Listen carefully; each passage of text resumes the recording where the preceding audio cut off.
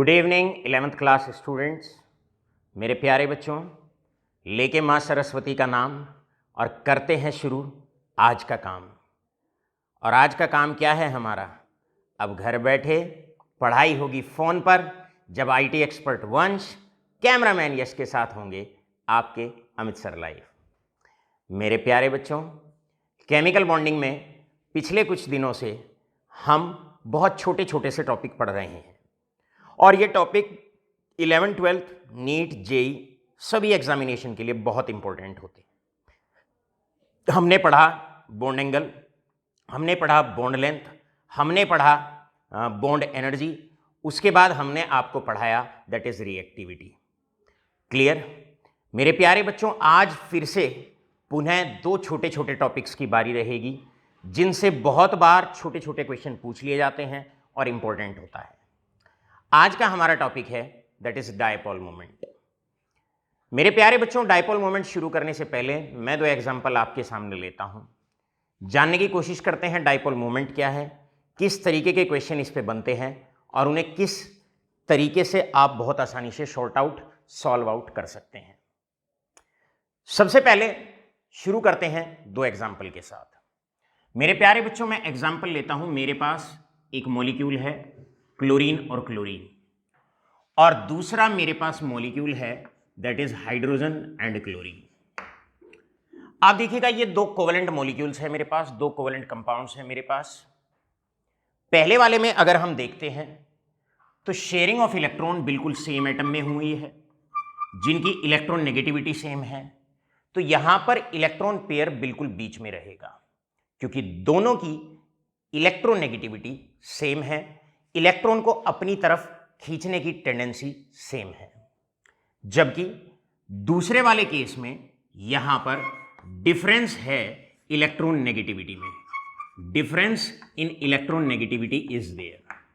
आप जानते हैं क्लोरीन ज्यादा इलेक्ट्रोनेगेटिव होता है एज कंपैरिजन टू हाइड्रोजन। तो ये क्या करता है, इस शेयर्ड पेयर को हल्का सा अपनी तरफ खींच लेता है।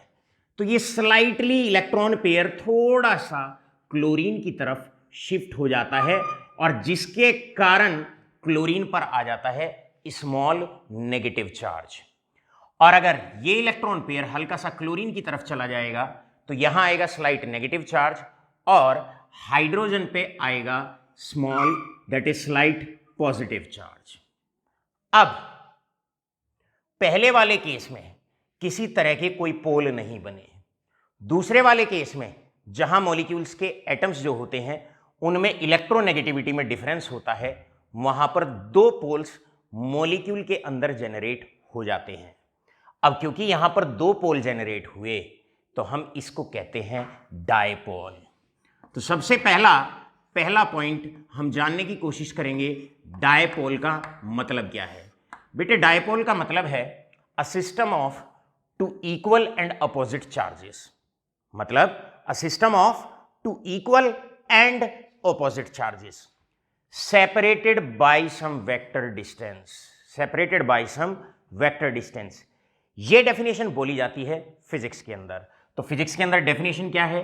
फिजिक्स के अंदर डेफिनेशन है system of two equal and opposite charges, system of two equal and opposite charges, equal and opposite charges separated by some vector distance। अब मेरे प्यारे बच्चों, अगर आप चाहें तो इसमें से आप चाहें तो ये वेक्टर डिस्टेंस जैसा शब्द आप चाहें तो इसमें से हटा सकते हैं। आप चाहें वेक्टर जैसा शब्द आप हटा दें। जब आप केमिस्ट्री की बात करते हैं तो आप ये भी कह सकते हैं, इसकी डेफिनेशन को और सरल और आसान ऐसे भी बना सकते हैं, system of two equal and opposite charges separated by the bond length, separated by the bond length. दोनों एटम के बीच में जो बॉन्ड लेंथ होती है उससे सेपरेट करते हैं।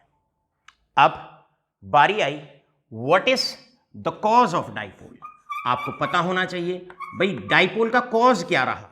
सो डाइपोल का कॉज रहा difference in electronegativity in the combining atoms gives rise to the formation of dipole in a molecule.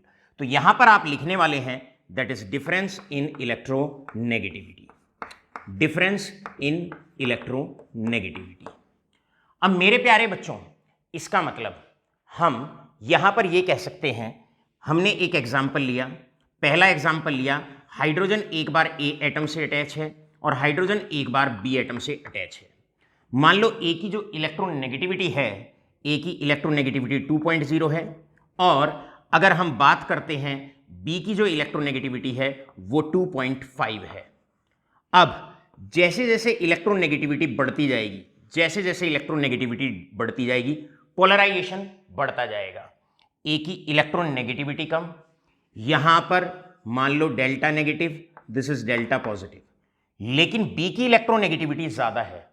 जितनी ज्यादा इलेक्ट्रोनेगेटिविटी होगी, शिफ्टिंग ऑफ इलेक्ट्रॉन उतनी ज्यादा होगी, चार्जेस उतने ज्यादा होंगे, और डाइपोल, दो पोल पे चार्ज उतना ज्यादा होगा, डाइपोल उतना स्ट्रॉन्गर बनेगा। यहां पर आप लिखने वाले हैं डेल्टा नेगेटिव नेगेटिव, यहां पर आप लिखने वाले हैं डेल्टा पॉजिटिव पॉजिटिव। तो इसका मतलब क्या हुआ? इसका मतलब ये हुआ, जैसे जैसे इलेक्ट्रॉन नेगेटिविटी बढ़ती जाएगी या इलेक्ट्रॉन नेगेटिविटी डिफरेंस बढ़ता जाएगा, डायपोल की स्ट्रेंथ उतनी बढ़ती चली जाएगी। अब इस मॉलिक्यूल में भी डायपोल बन रहा है और इस मॉलिक्यूल में भी डायपोल बन रहा है। अगर किसी मॉलिक्यूल में डायपोल मापना हो तो मापने के लिए, नोट करिए 11th क्लास, अब अगर दो मॉलिक्यूल में डायपोल कंपेयर करना हो, यहां भी डायपोल बन रहा है, यहां भी डायपोल बन रहा है, अगर मॉलिक्यूल्स के अंदर डायपोल को कंपेयर करना हो तो कंपेयर करने के लिए हमारे पास टर्म है, और जिस टर्म को हम डायपोल मोमेंट के नाम से पहचानते हैं। सो यहां पर अब हमारे पास एक टर्म है जिसको हम डायपोल मोमेंट के नाम से पहचानते हैं, और इसको जनरली हम म्यू से रिप्रेजेंट करते हैं। तो 12th क्लास तक आपको पता होना चाहिए, बहुत अच्छे से पता होना चाहिए, क्या जब जब म्यू लिख देंगे इसका मतलब डायपोल मोमेंट की बात हो रही है। अब प्यारे बच्चों, जानने की कोशिश करते हैं डायपोल मोमेंट का मतलब क्या है। भाई डायपोल मोमेंट टर्म है जिससे हम दो मॉलिक्यूल के अंदर डायपोल को कंपेयर करते हैं, और फॉर्मूला क्या होता है डायपोल मोमेंट का? फॉर्मूला होता है product of magnitude of either charge, किसी भी एक चार्ज का मैग्नीट्यूड ले लेना है, मतलब that is magnitude of either charge multiplied by the distance between the two charges. दोनों चार्जेस के बीच में डिस्टेंस कितना है, डिस्टेंस, डी का मतलब distance between the two charges, या हम इसको अगर आप चाहो तो ऐसे भी कह सकते हो, क्या कह सकते हैं भाई, product of magnitude of either charge and the bond length. अगर केमिस्ट्री की बात है तो आप distance between the two charges की जगह आप बॉन्ड लेंथ जैसे शब्द का भी प्रयोग कर सकते हैं। अब जानने की कोशिश करेंगे what is the unit of dipole moment. भाई डायपोल मोमेंट की यूनिट क्या होती है? मेरे प्यारे बच्चों, जनरली इलेक्ट्रॉन की शिफ्टिंग की वजह से डायपोल बनता है, और शिफ्टिंग होती है इलेक्ट्रॉन नेगेटिविटी में डिफरेंस होने की वजह से। अब आप जानते हैं एक इलेक्ट्रॉन पे जो चार्ज होता है वो होता है 4.8 इंटू 10⁻⁻10 इलेक्ट्रोस्टैटिक यूनिट। अगर हम 4.8 को हटा दें तो जनरली हम ये कह सकते हैं कि भाई जहां तक हम चार्ज की बात करते हैं तो चार्ज तो इलेक्ट्रॉन पे क्योंकि 10⁻⁻10 ऑर्डर का होता है, और जनरली जो शिफ्टिंग होती है ये होती है ऑफ द ऑर्डर 10⁻⁻8। तो चार्ज किस ऑर्डर का होता है जनरली?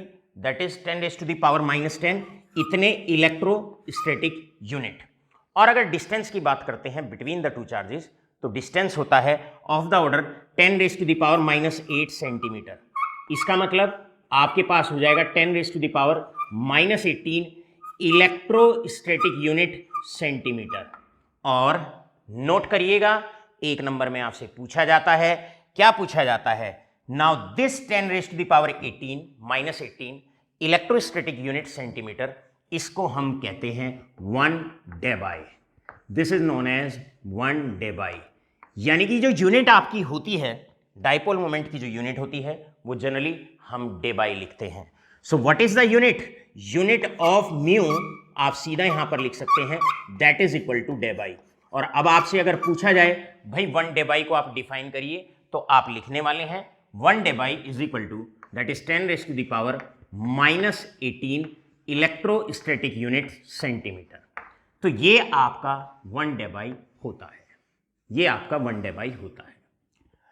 अब बढ़ते हैं न्यूमेरिकल पॉइंट की तरफ कि न्यूमेरिकल जनरली इस टॉपिक से किस तरीके से आपसे पूछे जा सकते हैं।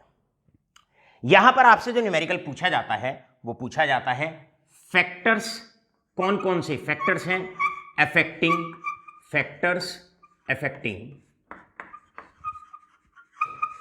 Factors affecting. भाई कौन कौन से फैक्टर्स हैं जो म्यू को अफेक्ट करते हैं। आज हम आपको म्यू से एसोसिएटेड 12th क्लास तक कितने लेवल के क्वेश्चन आपसे पूछे जा सकते हैं और कैसे उनका आंसर देना है, आज हम आपको बताने वाले हैं। देखिएगा जरा, सवाल है यहां पर, म्यू 2 फैक्टर पर डिपेंड करता है। भाई म्यू का फॉर्मूला होता है magnitude of either charge into the distance between the 2 charges. इसका मतलब जैसे जैसे चार्ज बढ़ता जाएगा, और चार्ज बढ़ता है इलेक्ट्रॉन नेगेटिविटी बढ़ने से, जैसे जैसे चार्ज बढ़ता जाएगा, पहला फैक्टर जिस पर म्यू डिपेंड करता है, फर्स्ट फैक्टर होता है चार्ज। इसका मतलब अगर किसी भी कारण से अगर चार्ज बढ़ता है तो डायपोल मोमेंट बढ़ता है। डायपोल मोमेंट एक टर्म है जिससे हम 2 मॉलिक्यूल्स के बीच में जो डायपोल बनता है उसको कंपेयर करते हैं। तो यहां पर चार्ज बढ़ता जाएगा, म्यू बढ़ता जाएगा, और म्यू का मतलब क्या है, डायपोल मोमेंट। एग्जांपल लेते हैं, आपसे पूछा जाए भाई एक बार हाइड्रोजन और क्लोरीन का बॉन्ड है, एक बार हाइड्रोजन और फ्लोरीन का बॉन्ड है। अब आप जानते हैं हाइड्रोजन की इलेक्ट्रोनेगेटिविटी 2.1, हाइड्रोजन की इलेक्ट्रोनेगेटिविटी 2.1, और बेसिकली जो डिफरेंस आएगा वो इलेक्ट्रोनेगेटिविटी में क्लोरीन में और फ्लोरीन में आता है। क्लोरीन की जहां तक इलेक्ट्रोनेगेटिविटी की बात करते हैं वो 3.5 होती है, और फ्लोरीन की हाईएस्ट होती है दैट इज 4.0।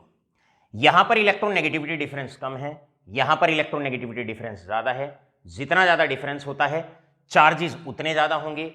इसका मतलब फ्लोरीन पे जो चार्ज होगा वो क्लोरीन के मुकाबले ज्यादा होगा, क्योंकि इलेक्ट्रॉन की ज्यादा शिफ्टिंग फ्लोरीन की तरफ होगी। इलेक्ट्रोनेगेटिविटी डिफरेंस बढ़ेगा, चार्ज बढ़ेगा, और अगर चार्ज बढ़ता है तो डायपोल मोमेंट बढ़ता है। तो यहां पर आपसे क्वेश्चन पूछा जा सकता है, the question that can be asked which possesses more dipole moment, which possesses more dipole moment. आपसे पूछा जा सकता है बताओ भाई ज्यादा डायपोल मोमेंट किसका है और क्यों। तो आपका सीधा आंसर रहेगा, और सीधा आंसर ये रहेगा, जैसे जैसे याद रखिएगा, जैसे जैसे चार्जेस बढ़ते हैं वैसे वैसे आपका डायपोल मोमेंट बढ़ता है। चलते हैं दूसरे फैक्टर की तरफ। भाई सेकंड फैक्टर जिस पे डायपोल मोमेंट डिपेंड करता है, and that is basically the distance between the 2 charges. आप इसे डिस्टेंस कह लो या फिर बॉन्ड लेंथ कह दो। अभी आपने देखा प्रीवियस लेक्चर में हम आपको बॉन्ड लेंथ कैसे कंपेयर करते हैं, कैसे मॉलिक्यूल्स के अंदर बॉन्ड लेंथ निकालते हैं, ये भी हम आपको बता चुके हैं।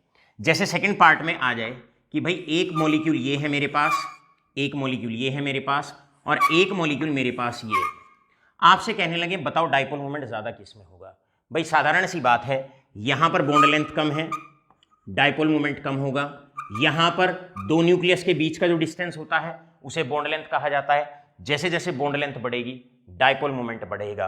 तो सेकंड वाले केस की अगर हम बात करें, सेकंड वाले केस में डायपोल मोमेंट ज्यादा होगा as comparison to the first case. बढ़ते हैं आगे। इसके बाद आपसे पहले मैं जनरल क्वेश्चंस की प्रैक्टिस कराता हूं। अब आपसे पूछा जाता है, मान लो मेरे पास एक बार ए और बी में सिंगल बॉन्ड है, एक बार ए और बी में डबल बॉन्ड है, और एक बार ए और बी में ट्रिपल बॉन्ड है।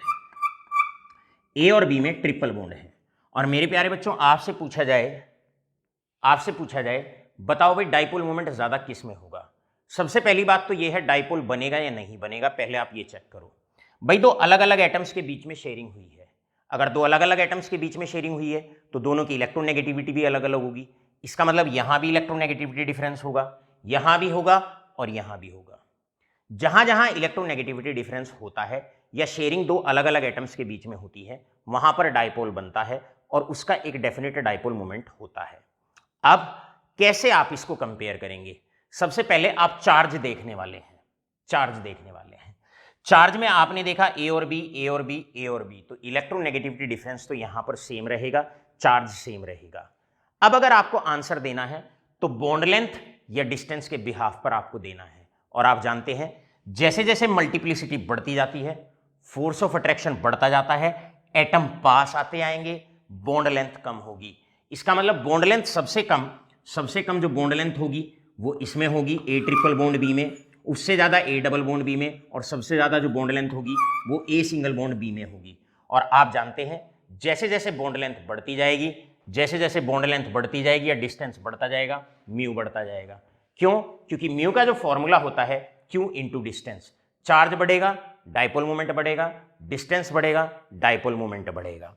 तो आप सीधा आंसर यहां पर दे सकते हैं कि order of dipole moment clear है, इज ऑलवेज, या order of mu is always A B में सबसे ज्यादा होगा, उससे कम ए डबल बॉन्ड इसमें होगा, और सबसे कम अगर बात करें तो सबसे कम ए ट्रिपल बॉन्ड बी के अंदर होगा। इस प्रकार ये एक जनरल इंट्रो था डाइपोल मोमेंट को जानने के लिए। अब हम लोग बढ़ने वाले हैं आगे की तरफ, किस टाइप के जनरली जो न्यूमेरिकल्स होते हैं जो डाइपोल मोमेंट के लिए एग्जामिनेशन पॉइंट पे इंपॉर्टेंट बनते हैं। प्यारे बच्चों, चलते हैं और उन एग्जाम्पल्स की तरफ अब हम सीखते हैं, लेकिन उससे पहले आप फटाफट से इसको नोट करिएगा क्योंकि शटैक से अब हम इसको करने वाले हैं रब। चलते हैं अब एग्जाम्पल की तरफ। एग्जाम्पल में नेक्स्ट पॉइंट आता है यहां पर, that is direction of mu. भाई डाइपोल मोमेंट को डायरेक्शन आप कह लीजिए या आप कहिए इसको रिप्रेजेंट कैसे किया जाता है। हमेशा याद रखिए डाइपोल मोमेंट को हम जो रिप्रेजेंट करते हैं वो एक एरो से करते हैं। इस प्रकार की एक एरो बना देंगे and this is going to represent, यहां हल्का सा एक तीर का निशान बना देते हैं, राइट, और इसे हम डाइपोल मोमेंट कहते हैं। डाइपोल मोमेंट को इस तरीके से रिप्रेजेंट किया जाता है। हमेशा याद रखिए एरो हमेशा उसकी तरफ होनी चाहिए जो ज्यादा इलेक्ट्रोनेगेटिव एलिमेंट है। अब ज्यादा इलेक्ट्रोनेगेटिव क्योंकि यहां पर क्लोरीन है, तो हमेशा इस एरो को आप हाईली इलेक्ट्रोनेगेटिव एलिमेंट की तरफ आप दिखाने वाले हैं। ऑलराइट, अब चलते हैं किस प्रकार के क्वेश्चन डाइपोल मोमेंट पे आपसे पूछे जाते हैं। क्वेश्चन आता है आप लोगों से, compare the dipole moment of, आपको डाइपोल मोमेंट कंपेयर करना है, dipole moment of the following. Number one आपसे पूछा जाता है फर्स्ट वन इज कि भाई से फॉर एग्जांपल आपसे पूछा गया CO2 मॉलिक्यूल में एंड SO2 मॉलिक्यूल में आप कंपेयर करिए कि किसके अंदर डाइपोल मोमेंट ज्यादा होगा और किसके अंदर डाइपोल मोमेंट कम होगा। देखो बच्चों, जैसे ही आप CO2 का स्ट्रक्चर आप ड्रॉ करते हैं, हाइब्रिडाइजेशन से आप स्ट्रक्चर ड्रॉ कर लेंगे और CO2 का स्ट्रक्चर इस प्रकार आपको देखने को मिलेगा, अब हमेशा ध्यान रखो, ऑलवेज रिमेंबर दैट एक हाईली इलेक्ट्रोनेगेटिव एलिमेंट इधर है, एक हाईली इलेक्ट्रोनेगेटिव एलिमेंट इधर है। जब आपके पास एक से अधिक हाईली इलेक्ट्रोनेगेटिव एलिमेंट हो, ये था डायएटॉमिक मॉलिक्यूल। डायएटॉमिक मॉलिक्यूल में आपने सिंगल एक एरो बना दिया टुवर्ड्स हाईली इलेक्ट्रोनेगेटिव एलिमेंट और इसको कहा जाता है इसका डाइपोल मोमेंट। ये होगा डाइपोल मोमेंट ऑफ HCl। लेकिन अगर आपके पास पॉलीएटॉमिक मॉलिक्यूल है तो पॉलीएटॉमिक मॉलिक्यूल में एक से अधिक डायरेक्शन में आपके डाइपोल्स बनेंगे। एग्जाम्पल, यहां पर ज्यादा इलेक्ट्रोनेगेटिव एलिमेंट कौन है आपका, दैट इज ऑक्सीजन। तो एक मोमेंट तो आप इधर बनाएंगे, एक मोमेंट तो आप इधर बनाएंगे, और एक आपका इस साइड है, एक आपका इस साइड है, एक डाइपोल आप इस तरफ बनाएंगे। उस केस में जब एक से अधिक मूवमेंट आपको देखने को मिलेंगे, इधर को भी मूवमेंट देखने को मिलेगा और इधर भी मूवमेंट देखने को मिलेगा, तब आप इसको कहेंगे बॉन्ड मूवमेंट। मतलब एक मोमेंट तो इस बॉन्ड के कारण है सेंटर एटम के, और एक मोमेंट आपका इधर है इस बॉन्ड के कारण है। अब इन दोनों बॉन्ड मूवमेंट का जो सम होगा उसे डाइपोल मूवमेंट कहा जाएगा। इसका मतलब नोट लगा के पॉइंट लिखते हैं, in case of polyatomic molecules में स्टूडेंट्स ऑफ 11th क्लास याद रखेंगे, क्या याद रखना है? Sum of bond moments is dipole moment. भैया बॉन्ड मोमेंट्स का जो सम है इसको डाइपोल मोमेंट म्यू कहा जाएगा। अब आप देखिए, क्योंकि डाइपोल एक वेक्टर क्वांटिटी होती है तो जितना बॉन्ड मोमेंट इधर है उतना ही इक्वल स्ट्रेंथ का इस साइड है। ये बॉन्ड मोमेंट इस बॉन्ड मोमेंट को कैंसिल आउट कर देगा। एक सेंटर एटम, एक बच्चा बीच में है। अब दो जुड़वा भाई, एक उसको इस तरफ को खींचता है, एक उसको इस तरफ को खींचता है। दोनों इक्वल फोर्स से, एक इधर को खींच रहा है, एक इधर को खींच रहा है। दोनों एक दूसरे के पुल को कैंसिल आउट कर देंगे और नेट डिस्प्लेसमेंट 0 हो जाएगा। इसका मतलब ये बॉन्ड मोमेंट इस बॉन्ड मोमेंट को कैंसिल आउट कर देगा, क्योंकि दोनों के दोनों इक्वल इन मैग्नीट्यूड हैं और ऑपोजिट डायरेक्शन में लगे हुए हैं। तो ऐसे केस में जो डाइपोल मोमेंट आएगा, dipole moment is equal to 0। यानी कि हम एक पॉइंट स्टार्टिंग में ही लगा देते हैं। क्या लगा देते हैं? जब जब आप डाइपोल मोमेंट कंपेयर करने वाले हो, जब जब डाइपोल मोमेंट पे आपसे क्वेश्चन बने, तो सबसे पहले चार्ज देखना है और डिस्टेंस देखना है, और उसके बाद एक और इंपॉर्टेंट पॉइंट हम लगाते हैं। और इंपॉर्टेंट पॉइंट आपके लिए the students of 11th class क्या है? इंपॉर्टेंट पॉइंट अब हम ये लगाते हैं कि नोट दैट क्वेश्चन सॉल्व करने के लिए बहुत इंपॉर्टेंट है, नोट करिए कि जितने भी सिमेट्रिकल मॉलिक्यूल्स होते हैं, क्योंकि कार्बन के अराउंड सिमेट्री बनी हुई है, ये मॉलिक्यूल सिमेट्रिकल है, इसकी एक रेगुलर ज्योमेट्री है। तो जितने भी रेगुलर ज्योमेट्री वाले होते हैं, रेगुलर ज्योमेट्री जिनकी होती है, या मैं इसको सिमेट्रिकल भी कह सकता हूं, रेगुलर ज्योमेट्री वालों की, या जो मॉलिक्यूल्स आपके सिमेट्रिकल होते हैं, उनका डाइपोल मोमेंट होता है 0। उनका डाइपोल मोमेंट होता है 0। एग्जाम्पल लेते हैं। जैसे कि मान लो अब आपसे कहा जाए कि भाई आपने यहां पर नेक्स्ट कंपेयर करना है आपको, कि बताइए, नेक्स्ट एग्जाम्पल हम यहां पर ले लेते हैं, और एग्जाम्पल ले लेते हैं BCl3। Next example BCl3। BCl3 में सेंटर एटम के अराउंड आपके 3 एटम्स अटैच है। Number of atoms attach 3, steric number 3, और 3 का मतलब हाइब्रिडाइजेशन sp2। तो आप यहां पर देखेंगे इस मॉलिक्यूल का स्ट्रक्चर आप पहले बनाओ। हाइब्रिडाइजेशन से स्ट्रक्चर कैसे बनाया जाता है ये हमने आपको बताया हुआ है। यहां पर हाइब्रिडाइजेशन sp2 आपने ज्योमेट्री बना दी।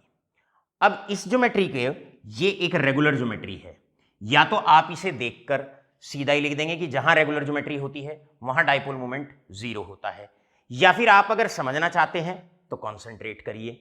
कैसे? देखो, ये ज्यादा इलेक्ट्रोनेगेटिव एलिमेंट, तो इसका बॉन्ड मोमेंट इस डायरेक्शन में होगा। ये ज्यादा इलेक्ट्रोनेगेटिव एलिमेंट, इसका बॉन्ड मोमेंट इस डायरेक्शन में होगा। बॉन्ड मोमेंट हमेशा बनाइए। अगर डायएटॉमिक मॉलिक्यूल है तो जो बॉन्ड मोमेंट है उसे डाइपोल मोमेंट कह दीजिए। लेकिन अगर पॉलीएटॉमिक मॉलिक्यूल्स हैं तो एक बॉन्ड के कारण जो मोमेंट है उसको बॉन्ड मोमेंट कहा जाएगा, और इन सब बॉन्ड मोमेंट्स का सम डाइपोल मोमेंट कहलाएगा। और यहां पर इसकी तरफ होगा। स्टूडेंट्स हमेशा याद रखें, बच्चों हमेशा ध्यान रखें, एरो का जो साइन है वो हमेशा ज्यादा इलेक्ट्रोनेगेटिव एलिमेंट की तरफ होना है। अब देखो, ये अपनी तरफ को खींचेगा इलेक्ट्रॉन्स को, ये अपनी तरफ को खींचेगा, तो जो इनका रिजल्टेंट होगा वो इस साइड जाएगा। इन दोनों का रिजल्टेंट इस साइड जाएगा। ये इस बॉन्ड मोमेंट को कैंसल आउट करेगा। इसका और इसका, ये इधर को खींचेगा, ये इधर को खींचेगा, इन दोनों का रिजल्टेंट इधर आएगा। ये इस बॉन्ड मोमेंट को कैंसिल करेगा, इसने इसको कैंसिल किया, इसने इसको कैंसिल आउट किया। अब इस बॉन्ड मोमेंट का और इस बॉन्ड मोमेंट का, ये अपनी तरफ खींच रहा है, ये अपनी तरफ खींच रहा है, तो इनका रिजल्टेंट इस साइड जाएगा, ये इसको कैंसिल आउट करेगा, ये इसको कैंसिल आउट करेगा, और ये इसको कैंसिल आउट करेगा। इसका मतलब सारे बॉन्ड मोमेंट्स एक दूसरे को कैंसिल आउट कर देंगे। यहां पर नेट डिस्प्लेसमेंट 0, मतलब डाइपोल मोमेंट 0। तो आपकी इच्छा है ये हमने आपको डिटेल में समझा दिया, डिटेल में समझा दिया। आपकी इच्छा है किस तरीके से आप आंसर देना चाहते हैं। आप सीधा सीधा, अगर आप किसी एमसीक्यूज में बैठे हुए हैं या फाइनल एग्जाम क्लास 12th में आप बैठे हुए हैं, तो आप क्या कर सकते हैं, जब जब कोई पॉलीएटॉमिक मॉलिक्यूल आपको दिया हुआ हो, हाइब्रिडाइजेशन से उसका स्ट्रक्चर आप ड्रॉ कर दें। अगर ज्योमेट्री रेगुलर है, अगर ज्योमेट्री रेगुलर है तो उसका डाइपोल मोमेंट होगा 0। एग्जाम्पल, और आगे एग्जाम्पल लेते हैं, फटाफट से आप इसका स्क्रीनशॉट लो। चलते हैं, बढ़ते हैं नेक्स्ट एग्जाम्पल की तरफ, और एग्जाम्पल लेके इस बात को समझते हैं। आपको यह बताना है कि क्या CH4 के अंदर एक डेफिनेट डाइपोल मोमेंट होगा या नहीं होगा। पॉलीएटॉमिक मॉलिक्यूल है, अगर पॉलीएटॉमिक मॉलिक्यूल है तो उसकी ज्योमेट्री आप ड्रॉ करेंगे। अगर रेगुलर ज्योमेट्री आती है तो जो बॉन्ड मोमेंट्स होंगे इक्वल इन मैग्नीट्यूड होंगे, अपोजिट डायरेक्शन में होंगे और एक दूसरे को कैंसल आउट कर देंगे। अगर सारे bond moments equal in magnitude in opposite direction एक दूसरे को अगर कैंसल आउट करते हैं तो नेट डाइपोल मोमेंट होता है 0। चलो भाई, हाइब्रिडाइजेशन की मदद से सेंटर एटम के अराउंड 4 एटम्स अटैच है, नंबर ऑफ एटम्स अटैच 4 है, राइट। यानी कि यहां पर स्टेरिक नंबर 4 हो जाएगा और 4 का मतलब sp3 हाइब्रिडाइजेशन। अब हम यहां पर सीधा हाइब्रिडाइजेशन निकालना नहीं, हाइब्रिडाइजेशन आप निकाल चुके हैं। अब सीधा हम मॉलिक्यूल का स्ट्रक्चर ड्रॉ करेंगे, क्योंकि स्ट्रक्चर ड्रॉ करना हम 2 लेक्चर पहले, आपको 3 लेक्चर पहले अच्छे से समझा चुके हैं। यहां पर बच्चों कार्बन का हाइब्रिडाइजेशन sp3 इस प्रकार आप देखेंगे, इस प्रकार ये स्ट्रक्चर होने वाला है। आप चाहो तो इसे टेट्राहेड्रल भी बना सकते हो, आप चाहो इसको पूरा टेट्राहेड्रल भी आप ऐसे भी बना सकते हो इसको। अब आप देखिए, ज्यादा इलेक्ट्रोनेगेटिव होता है कार्बन, ज्यादा इलेक्ट्रोनेगेटिव होता है कार्बन, तो बॉन्ड मोमेंट की डायरेक्शन इसकी इस तरफ, इसकी इस तरफ हो जाएगी, इसकी इस तरफ हो जाएगी, इसकी इस तरफ हो जाएगी, इसकी इस तरफ। ज्योमेट्री हुई रेगुलर, रेगुलर ज्योमेट्री हुई। मैं हूं, राइट, 2 ट्विन ब्रदर्स हैं, एक मुझे इधर को फोर्स लगा रहा है, एक इधर को फोर्स लगा रहा है, नेट डिस्प्लेसमेंट 0। यहां पर भी या तो आप कहिए भाई रेगुलर ज्योमेट्री है, और अगर रेगुलर ज्योमेट्री है तो डाइपोल मोमेंट 0 हो जाएगा, dipole moment is equal to 0। यहां पर डाइपोल नहीं बनेगा, डाइपोल नहीं बनेगा तो डाइपोल मोमेंट 0 हो जाएगा। बढ़ते हैं और एग्जांपल्स की तरफ, नेक्स्ट एग्जांपल की तरफ बढ़ते हैं। अब आपको बताना है OCS के अंदर, OCS के अंदर डाइपोल होगा या नहीं होगा। यहां पर बच्चों जब इसका स्ट्रक्चर ड्रॉ करेंगे तो ये कुछ इस प्रकार आपको OCS का स्ट्रक्चर देखने को मिलेगा। अब आप जानते हैं ये रहा सेंटर एटम, इधर आपका ज्यादा इलेक्ट्रोनेगेटिव है सल्फर और इधर ज्यादा इलेक्ट्रोनेगेटिव है ऑक्सीजन। अब बॉन्ड मोमेंट्स की जो डायरेक्शन होती है वो हमेशा टुवर्ड्स हाईली इलेक्ट्रोनेगेटिव एलिमेंट होती है। यहां पर बॉन्ड मोमेंट की डायरेक्शन इधर होगी, इधर होगी, यहां पर बॉन्ड मोमेंट की डायरेक्शन इधर होगी, इधर होगी। अब आपसे क्वेश्चन पूछा जा सकता है कि बताओ भाई क्या यहां पर डाइपोल मोमेंट 0 होगा या 0 नहीं होगा। तो आंसर सीधा सीधा सा है, मॉलिक्यूल की ज्योमेट्री तो रेगुलर है लेकिन दोनों तरफ बॉन्ड मोमेंट्स की जो स्ट्रेंथ है वो इक्वल नहीं है। इसकी इलेक्ट्रोनेगेटिविटी कम होती है तो सल्फर तो कम अपनी तरफ खींच पाएगा, जबकि ऑक्सीजन की इलेक्ट्रोनेगेटिविटी ज्यादा तो इधर डिस्प्लेसमेंट होगा ज्यादा, और फाइनल जो डाइपोल मोमेंट होगा जो इन दोनों बॉन्ड मोमेंट्स का रिजल्टेंट होगा वो एक दूसरे को, ये दोनों एक दूसरे को कैंसल आउट नहीं कर पाएंगे। तो यहां पर एक नेट डाइपोल बनेगा, मतलब एक डेफिनेट डाइपोल मोमेंट होगा, और होने का मतलब क्या है, डाइपोल मोमेंट 0 नहीं होगा, कोई ना कोई वैल्यू डाइपोल मोमेंट की यहां पर जरूर आएगी। अब बड़ा प्यारा सा क्वेश्चन है, विच पोजेस मोर डाइपोल मोमेंट। आपसे पूछा जाता है भाई बताओ ज्यादा डाइपोल मोमेंट किसका होगा और क्यों। सबसे पहले OCS, ये रहा OCS, अभी आपने देखा, और इसके बाद आता है CO2, यहां पर bond moment equal in magnitude होंगे, ऑपोजिट डायरेक्शन में होंगे, वेक्टर क्वांटिटी है, ये वाला वेक्टर इस वाले वेक्टर को कैंसिल आउट कर देगा। कैसे ही आप समझ जाइए, लेकिन केमिस्ट्री पढ़ रहे हैं तो फिजिक्स की टर्म्स का ज्यादा इस्तेमाल मत करिए, कोशिश करिए अपने आप को आप जो है केमिस्ट्री में ही रिटेन रखें, राइट। तो यहां पर एक नेट डाइपोल मोमेंट होगा, dipole moment will not be equal to zero, और यहां पर क्योंकि दोनों के दोनों बॉन्ड मोमेंट्स एक दूसरे को कैंसिल आउट करेंगे, एक दूसरे को कैंसिल आउट करेंगे, तो यहां पर dipole moment will be equal to zero. इस वाले केस में डाइपोल मोमेंट आपका जीरो हो जाएगा। अब आपसे पूछते हैं नेक्स्ट, फटाफट से। अब जो बोर्ड के इंपॉर्टेंट क्वेश्चंस होते हैं, नीट और जेईई के लिए इंपॉर्टेंट होते हैं, उन क्वेश्चंस की तरफ अब हम आगे बढ़ते हैं। आपसे इसी क्वेश्चन में कई बार लैंग्वेज पलट के ये भी पूछ लिया जाता है, sometime the question can be asked in this manner also, right, कि dipole moment of OCS is that is 0.8 dBi while dipole moment of CO2 is equal to 0। तो मेरे प्यारे बच्चों यहां पर सवाल 0.8 dBi का नहीं है, यहां पर सवाल है कि इसका मतलब इसका एक डेफिनेट डाइपोल मोमेंट है, मतलब जीरो नहीं है, और यहां पर डाइपोल मोमेंट जीरो है। इसका मतलब क्या है, यहां कोई डाइपोल नहीं बनेगा। क्यों नहीं बनेगा? इंडिविजुअल बॉन्ड मोमेंट्स एक दूसरे को कैंसल आउट करेंगे। तो कई बार अगर वैल्यू भी आपको दे दी जाती है, तो वैल्यू का मतलब होता है जब जब डाइपोल मोमेंट की वैल्यू दे दी जाए तो समझ जाओ क्या समझना है वहां पर, कि इसका मतलब यहां पर एक नेट डाइपोल मोमेंट है, मतलब डाइपोल मोमेंट जीरो नहीं है। चलो बढ़ते हैं नेक्स्ट क्वेश्चन की तरफ। अब आपसे क्वेश्चन पूछा जाता है विच पोजेस मोर डाइपोल मोमेंट। आपसे पूछा गया बताओ भाई CH4 में और NH3 में। सबसे पहले आप क्या करेंगे, दोनों का स्ट्रक्चर आप बनाएंगे। स्ट्रक्चर बॉन्ड एंगल जब जब बनाना हो हमेशा हाइब्रिडाइजेशन, इसकी हाइब्रिडाइजेशन sp3, इसकी sp3। जैसे ही आप CH4 की शेप ड्रॉ करेंगे तो आपको ये ज्योमेट्री आपको रेगुलरली आपको देखने को मिलेगी, ये ज्योमेट्री आपको देखने को मिलेगी यहां पर इस प्रकार। और जैसे ही आप NH3 की शेप आप ड्रॉ करेंगे तो यहां पर इस तरीके से एक लोन पेयर, ये हाइड्रोजन, ये हाइड्रोजन और ये हाइड्रोजन। मेरे प्यारे बच्चों आप ये कह सकते हैं इस केस में यहां पर ज्योमेट्री रेगुलर है और यहां पर लोन पेयर आ गया है, और पहले भी हम बता चुके हैं ऐसी ज्योमेट्रीज जिनमें लोन पेयर आ जाता है ऐसी ज्योमेट्री इर्रेगुलर होती है। हमने ऊपर बताया रेगुलर ज्योमेट्री में इंडिविजुअल बॉन्ड मोमेंट्स एक दूसरे को कैंसिल आउट करेंगे, डाइपोल मोमेंट जीरो हो जाएगा।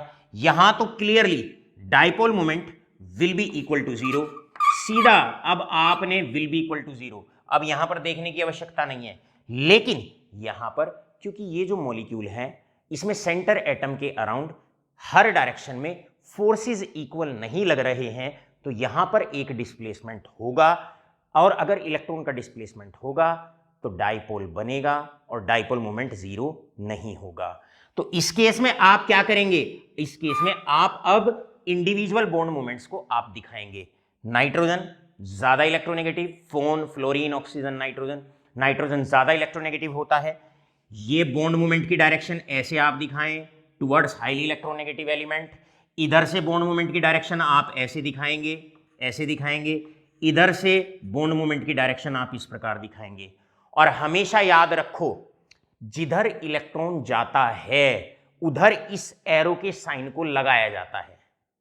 अब लोन पेयर में इलेक्ट्रॉन ऊपर की तरफ है, तो यहां पर जो बॉन्ड मोमेंट है इसकी डायरेक्शन आप ऊपर की तरफ को दिखाएंगे, ये भी ऊपर की तरफ को और इलेक्ट्रॉन भी ऊपर की तरफ को। इसका मतलब एक नेट डिस्प्लेसमेंट होगा अपर डायरेक्शन में, अपर डायरेक्शन में। इसका मतलब mu will not be equal to zero, यहां पर म्यू जो है वो जीरो नहीं रहेगा, मतलब एक डाइपोल मोमेंट की एक डेफिनेट सी वैल्यू यहां पर आएगी। क्यों आएगी? सेंटर एटम के अराउंड सारे बॉन्ड मोमेंट्स एक दूसरे को कैंसल आउट नहीं करेंगे। फटाफट से आप नोट करो, बढ़ते हैं और अच्छे अच्छे एग्जाम्पल्स की तरफ। फटाफट से नोट करिए इसको।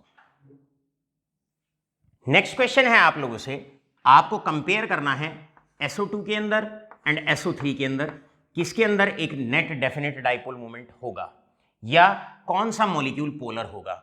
भाई डाइपोल जहां बनता है ऐसे मॉलिक्यूल पोलर कहलाते हैं, या पोलर मॉलिक्यूल्स में डाइपोल बनता है। पोलर मॉलिक्यूल्स, पोलर मॉलिक्यूल्स जो नॉन पोलर होते हैं, जहां पर कोई पोल ही नहीं बनता वहां पर डाइपोल मोमेंट जीरो होता है।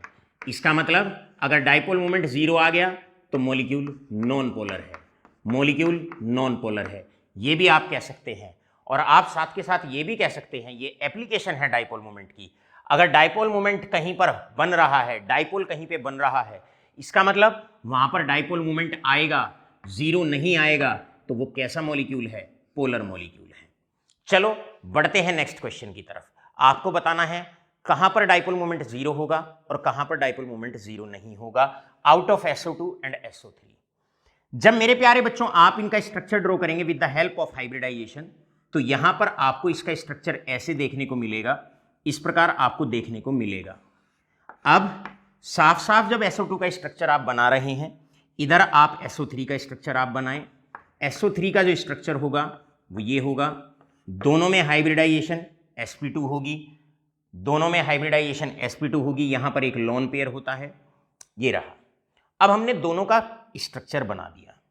अब आपको साफ साफ दिख रहा है, यहां पर ये रेगुलर ज्योमेट्री है, सेंटर एटम के अराउंड इक्वल बॉन्ड मूवमेंट्स होंगे, अपोजिट डायरेक्शन में लगेंगे, equal bond movements in opposite direction, एक दूसरे को कैंसिल आउट करेंगे, और अगर एक दूसरे को कैंसिल आउट करेंगे डाइपोल मूवमेंट आएगा जीरो। जीरो का मतलब है magnitude of charge is zero, और आप जानते हैं मैग्नीट्यूड ऑफ चार्ज जीरो कब होता है? जब मॉलिक्यूल नॉन पोलर होता है। तो आप ये कह सकते हैं, यहां डाइपोल मोमेंट जीरो है, तो ये मॉलिक्यूल नॉन पोलर है। जबकि SO2 की अगर हम बात करें तो ये ज्योमेट्री रेगुलर नहीं है। जिन ज्योमेट्रीज में लोन पेयर आ जाता है, वो ज्योमेट्रीज इर्रेगुलर ज्योमेट्री होती है, जैसे अमोनिया है, वाटर है। जब ज्योमेट्री के अंदर लोन पेयर आ जाए, नोट लगा के लिखिए, लोन पेयर आने से हमेशा जो ज्योमेट्री होती है वो इर्रेगुलर हो जाती है। अब ये ज्यादा इलेक्ट्रोनेगेटिव एलिमेंट, तो बॉन्ड मोमेंट की डायरेक्शन इस साइड होगी, यहां पर ये ज्यादा इलेक्ट्रोनेगेटिव एलिमेंट, बॉन्ड मोमेंट की डायरेक्शन इस साइड होगी। इन दोनों का रिजल्टेंट इधर जाएगा, लोन पेयर इलेक्ट्रॉन ऊपर है, इसका बॉन्ड मोमेंट इस साइड होगा। मेरा सवाल अपने बच्चों से है, इधर, इधर और इधर तीनों दिशाओं में जो बॉन्ड मोमेंट है वो इक्वल नहीं है। दो तरफ तो इक्वल है, तीसरी तरफ इक्वल नहीं है। तो यहां पर जो बॉन्ड मोमेंट्स होंगे वो एक दूसरे को कैंसल आउट नहीं कर पाएंगे, और अगर बॉन्ड मोमेंट्स एक दूसरे को कैंसल आउट नहीं करते तो नेट डिस्प्लेसमेंट होगा, इलेक्ट्रॉन्स का इस मॉलिक्यूल में डिस्प्लेसमेंट होगा, और जब इलेक्ट्रॉन का डिस्प्लेसमेंट हो जाता है तो बनता है डाइपोल, और ऐसे मॉलिक्यूल को कहते हैं क्या? Polar molecule. तो यहां पर डाइपोल मोमेंट एक दूसरे को कैंसिल आउट नहीं करेंगे, तो डाइपोल मोमेंट जीरो नहीं होगा, और ऐसे मॉलिक्यूल को पोलर माना जाएगा। भैया इलेक्ट्रॉन डिस्प्लेस कर गए, इलेक्ट्रॉन चले गए, तो पोल्स तो बनेगा ही, मॉलिक्यूल पोलर कहलाएगा। इसके बाद बड़े प्यारे से और एग्जाम्पल आते हैं। क्लास 12th में multiple number of times SO2 और SO3 के बीच में कंपैरिजन पूछा जाता है। Multiple number of times this question has been asked. Alright all of you. अब एक बड़ा प्यारा सा, अब हम चलते हैं कुछ क्वेश्चंस की तरफ जो नीट और जेई के लिए इंपॉर्टेंट होते हैं 11th क्लास। अब हमने कुछ न्यूमेरिकल्स, कुछ क्वेश्चंस ऐसे जो नीट और जेई के लिए इंपॉर्टेंट हैं। सबसे पहले आपको अब कंपेयर करना है, और कंपेयर करना है डाइपोल मोमेंट। डाइपोल मोमेंट किसका? पहला पार्ट है ए पार्ट, दैट इज NH3 में और NF3 में, एंड NF3 में आपको कंपेयर करना है कि भाई NH3 का bond angle, dipole moment of NH3 is greater than dipole moment of NF3। Question सुनिए ध्यान से। नीट और जेई में क्वेश्चन पूछा जाता है कि जो NH3 होता है उसमें जो डाइपोल मोमेंट होता है वो ज्यादा होता है। जैसे कि एग्जांपल आपको दे देंगे कि भाई इसका जो म्यू होता है वो 1.83 डेवाई होता है, जबकि अगर NF3 की बात करते हैं तो यहां पर जो डाइपोल मोमेंट होता है वो डाइपोल मोमेंट होता है दैट इज 0.5 डेवाई। तो आपसे पूछा जा सकता है भाई एक का डाइपोल मोमेंट कम है, एक का डाइपोल मोमेंट ज्यादा है। देखो बच्चों, अगर ये डायएटॉमिक होता तो आंसर बताना बड़ा सिंपल था। अगर ये डायएटॉमिक होता, मान लो इसमें आए कि बताओ भाई किसका डाइपोल ज्यादा होगा, तो आपको पता है चार्ज फ्लोरीन पे ज्यादा होगा, डाइपोल मोमेंट ज्यादा होगा। लेकिन अगर मॉलिक्यूल का पॉलीएटॉमिक आता है, अगर पॉलीएटॉमिक आता है तो हमेशा याद रखेंगे पहले आप स्ट्रक्चर बनाएंगे with the help of hybridisation.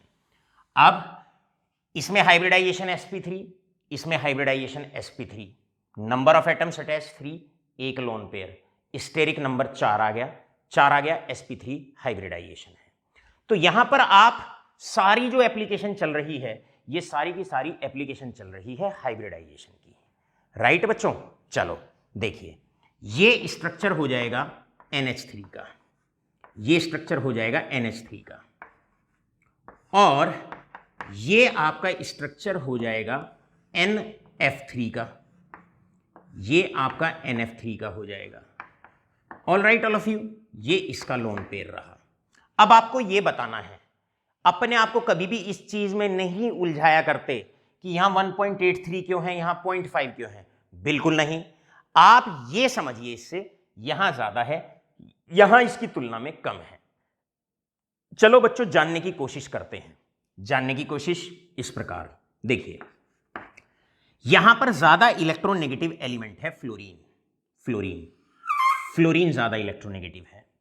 और आप जानते हैं बॉन्ड मोमेंट की जो डायरेक्शन होती है हमेशा ज्यादा इलेक्ट्रोनेगेटिव एलिमेंट की तरफ होती है। तो इसका मूवमेंट इधर होगा, इसका मूवमेंट इधर होगा, इसका मूवमेंट इधर होगा, और इलेक्ट्रॉन ऊपर की तरफ है तो यहां पर मूवमेंट इस तरफ होगा। यहां पर चारों बॉन्ड मूवमेंट, एक इधर, एक इधर, एक इधर, एक इधर, चारों बॉन्ड मूवमेंट ऑपोजिट डायरेक्शंस में काम कर रहे हैं, ऑपोजिट डायरेक्शंस में काम कर रहे हैं। तो यहां पर पार्शियल कैंसिलाइजेशन होगा, यहां पर ये म्यूचुअली थोड़ा सा पार्शियली एक दूसरे को कैंसिल आउट करेंगे, जिसकी वजह से डिस्प्लेसमेंट तो होगा, क्योंकि चारों तरफ फ्लोरीन नहीं है, एक तरफ इलेक्ट्रॉन है, तीन तरफ फ्लोरीन है। तो यहां पर पार्शियल कैंसिलाइजेशन तो होगा, लेकिन एक डाइपोल फिर भी रह जाएगा। तो यहां पर जो डाइपोल मूवमेंट होगा वो लेस होगा, लेस होगा। क्यों? क्योंकि ऑपोजिट डायरेक्शन, एक इधर एक इधर। तो पार्शियल कैंसिलाइजेशन की वजह से क्या होता है, जो डाइपोल बहुत ज्यादा बनने वाला होता है वो कम बनता है। यहां पर आप आइए, यहां पर नाइट्रोजन ज्यादा इलेक्ट्रोनेगेटिव है, इसकी बॉन्ड मूवमेंट की डायरेक्शन इधर होगी, इसकी इधर होगी, इसकी इधर होगी।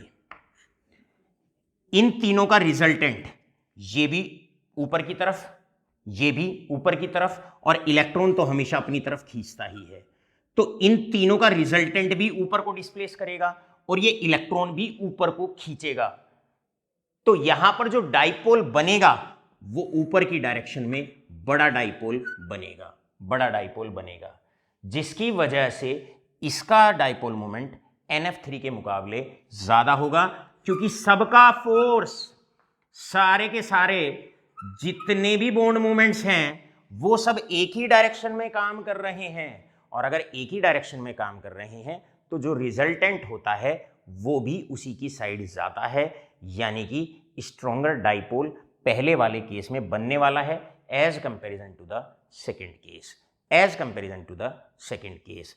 अब आपसे मान लो हम कहने लगे, बताओ भाई आप कंपेयर करो डाइपोल मोमेंट NCl3 में कंपेयर करो। अब आप, तो प्यारे बच्चों यहां पर आप, ये रहा, अब आपसे NCl3 में, क्योंकि Cl की इलेक्ट्रोनेगेटिविटी, Cl की इलेक्ट्रोनेगेटिविटी फ्लोरीन से कम होती है, तो यहां पर जो डाइपोल मोमेंट होगा वो NF3 से भी कम होगा। तो ये नंबर 1 पे आएगा, ये नंबर 2 पे आएगा, और सिमिलरली ये नंबर 3 पे आएगा। इस प्रकार आपने देखा, हमने बड़े सारे क्वेश्चन डाइपोल मोमेंट पे आपको कराए। राइट, आगे बढ़ने से पहले अभी तक बहुत बहुत मुख्य बात, पहली बात, डाइपोल जो कॉन्सेप्ट होता है, डाइपोल जो कॉन्सेप्ट होता है वो कॉन्सेप्ट होता है पोलर मॉलिक्यूल्स का। राइट, तो एक डेफिनेट डाइपोल मोमेंट जो बनता है वो पोलर मॉलिक्यूल्स के अंदर देखने को मिलेगा। अगर कहीं पे डाइपोल मोमेंट 0 नहीं है तो 2 साल समझ जाइए, अगर डाइपोल मोमेंट 0 नहीं है तो इसका मतलब आपका पोलर मॉलिक्यूल है, और जहां पर डाइपोल मोमेंट 0 है इसका मतलब वहां डाइपोल नहीं बन रहा है। और डाइपोल कहां नहीं बनता? नॉन पोलर मॉलिक्यूल्स में, जहां पोल्स ही नहीं बनते। तो हमेशा समझ जाओ, मोस्ट इंपॉर्टेंट एप्लीकेशन डाइपोल की, डाइपोल मोमेंट 0 अगर आ गया पोलर, नॉन पोलर मॉलिक्यूल है, और अगर डाइपोल मोमेंट 0 नहीं आया, अगर 0 नहीं आया तो पोलर मॉलिक्यूल है। सवाल आया डाइपोल मोमेंट को कैसे कंपेयर करना है, बस 3 बातें याद रखनी है, 3 बातें याद रखनी है। पहला, डाइपोल मोमेंट, सबसे पहले चार्ज को देखो, उसके बाद डिस्टेंस अर्थात बॉन्ड लेंथ को देखो, और अगर पॉली एटॉमिक मॉलिक्यूल है तो ज्योमेट्री ड्रॉ कर लेना। अगर रेगुलर आ गई ज्योमेट्री, अर्थात अगर लोन पेयर नहीं है, अगर लोन पेयर नहीं है तो डाइपोल मोमेंट 0 और मॉलिक्यूल होगा नॉन पोलर, राइट। और अगर हम यहीं पर सेकंड, अगर इर्रेगुलर ज्योमेट्री है, अगर इर्रेगुलर ज्योमेट्री है तो वहां पर, इर्रेगुलर का मतलब है जिसमें लोन पेयर होता है, लोन पेयर होता है, तो ऐसे केस में dipole moment not equal to 0, वहां पर डाइपोल मोमेंट 0 नहीं होता, राइट। आगे बढ़ते हैं नेक्स्ट। अब चलते हैं जो क्वेश्चन लास्ट ईयर नीट के लिए और जेई के लिए इंपॉर्टेंट बने, अब उन लास्ट 2 न्यूमेरिकल्स की तरफ हम आगे बढ़ते हैं। यहां से नेक्स्ट क्वेश्चन आता है, और नेक्स्ट क्वेश्चन आता है, the next question is of for IIT JEE and NEET. Mayank and Manan, ध्यान से इधर मेरी तरफ देखें, ध्यान से। Now the question, important question for all of you, and the question is आपके पास पैरा डाइक्लोरोबेंजीन,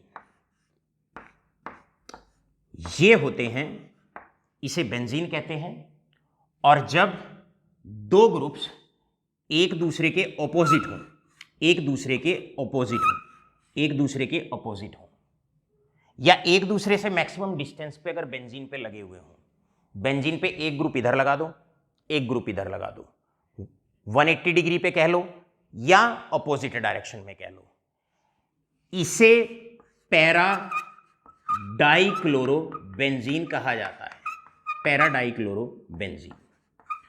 तो पैरा का मतलब है जब ये दोनों ग्रुप एक दूसरे के ऑपोजिट लग जाते हैं। अब आपसे कहा जाता है एक बार पैरा डाइक्लोरोबेंजीन है और एक बार ऑर्थो डाइक्लोरोबेंजीन है, एक बार ऑर्थो डाइक्लोरोबेंजीन है।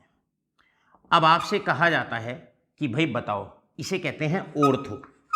तो ऑर्थो और पैरा में क्या डिफरेंस है? ऑर्थो तो तब कहते हैं, रिमेंबर दैट, ऑर्थो तो हम तब कहते हैं जब दोनों ग्रुप एक दूसरे की एडजेसेंट पोजीशन पे हैं, और पैरा तब कहते हैं जब मैक्सिमम डिस्टेंस पे हैं।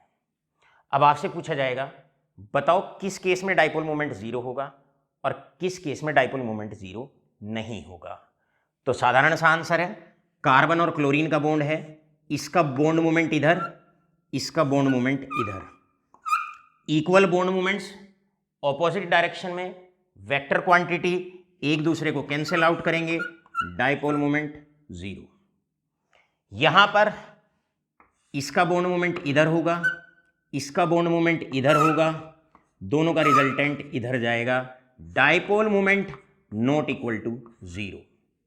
इसका मतलब यहां डाइपोल बनेगा, इलेक्ट्रॉनिक डिस्प्लेसमेंट होगा, डाइपोल बनेगा, इलेक्ट्रॉनिक डिस्प्लेसमेंट होगा। जहां इलेक्ट्रॉनिक डिस्प्लेसमेंट होता है ये मॉलिक्यूल पोलर होगा, ये मॉलिक्यूल पोलर होगा।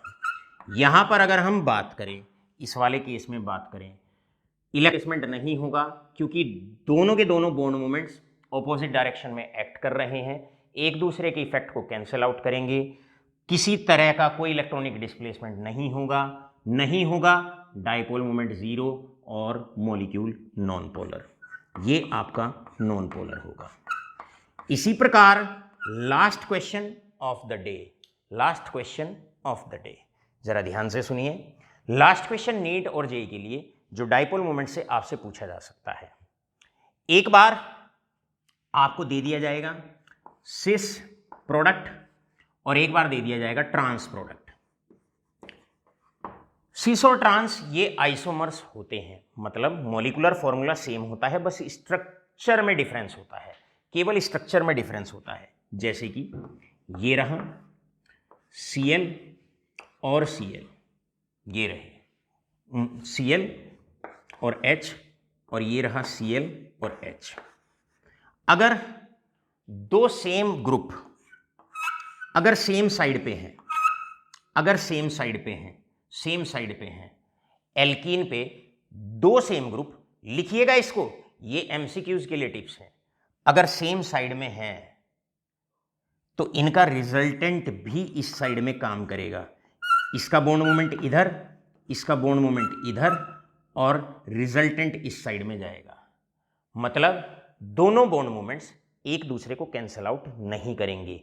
यहां पर dipole moment is not equal to zero, मतलब एक नेट डायपोल मोमेंट रहेगा, क्योंकि दोनों के दोनों बॉन्ड मोमेंट्स एक दूसरे के इफेक्ट को कैंसल आउट नहीं करेंगे। जबकि अगर हम ट्रांस की बात करते हैं, ट्रांस में सेम एटम्स मल्टीपल बॉन्ड पे ऑपोजिट साइड होते हैं, जैसे कि यहां पर एक Cl इधर है और एक Cl इधर है, एक H यहां है, एक H यहां है। यहां पर क्या होगा, अब ट्रांस का मतलब होता है जब सेम ग्रुप्स ऑपोजिट साइड पर होते हैं, इसका बॉन्ड मोमेंट इधर होगा, इसका बॉन्ड मोमेंट इधर होगा, equal bond moments opposite direction में एक दूसरे के इफेक्ट को कैंसिल आउट करेंगे। यहां पर डायपोल मोमेंट होगा जीरो, मतलब यहां पर इलेक्ट्रॉन शिफ्ट नहीं होंगे। इलेक्ट्रॉन शिफ्ट अगर नहीं होंगे तो मॉलिक्यूल होगा नॉन पोलर, तो ये आपका नॉन पोलर मॉलिक्यूल होगा। 11th class students, now my message for all of you.